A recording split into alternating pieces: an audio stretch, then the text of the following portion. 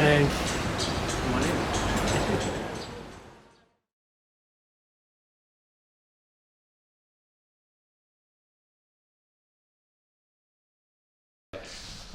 My typical day off will start relatively early, just because I get up early in the weekday, so I'm not the type to sleep in.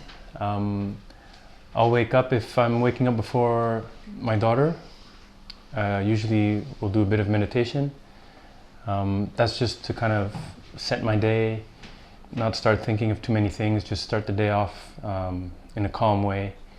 And then that will last anywhere from 20 to 40 minutes, depending if I set the alarm to get up or if I just wake up naturally. And then by then, when that time's up, it will be our daughter, Luli, that wakes up, and I'll just hear her, and then she'll come in the room with her mom, generally, or the other way around, I'll go see them in their room.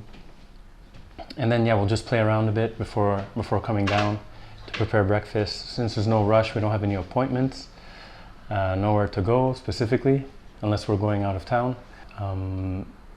Yeah, we'll just play around and, spend some good quality time together. After that, usually come down, prepare breakfast.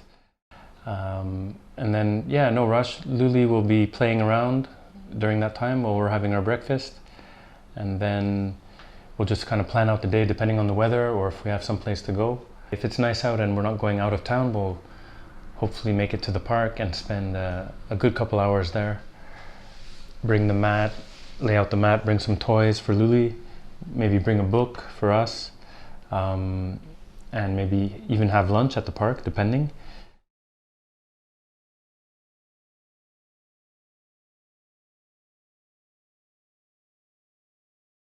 This is our first child, and we're very fortunate to have the government offers a lot of subsidies for having kids, I guess, covering the hospital fees. That was very helpful. Also, the medical services are quite good. As most of us know, Japanese people are very attentive to detail. Sometimes we think too much, but in a case like this, it's quite good to check and double check.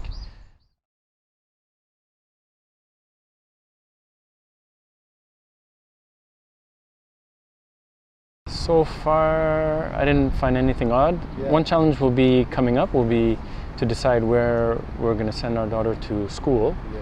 What type of school? Japanese school, international school.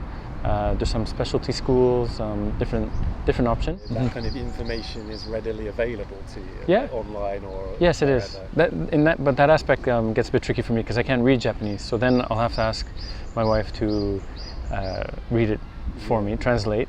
Or if it's an international school, they'll have an English page about it. So.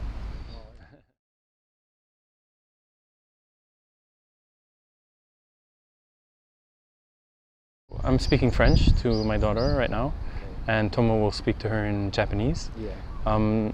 We usually speak in English between each other, to each other, but we're not having our daughter necessarily wanting to pick up English. I think that's going to happen naturally, just because it's so available, it's everywhere. And she'll probably pick it up in that same way when she's a bit older. But now we're just pushing the French from my side, and Japanese will be naturally understood.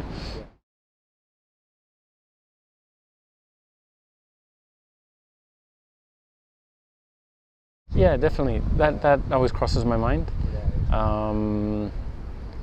But I don't use those, I guess, obstacles to stop me. Yeah.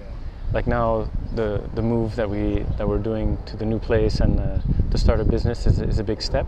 But there's always a way to turn it around if so is necessary. Either to continue living in Japan, maybe even another city.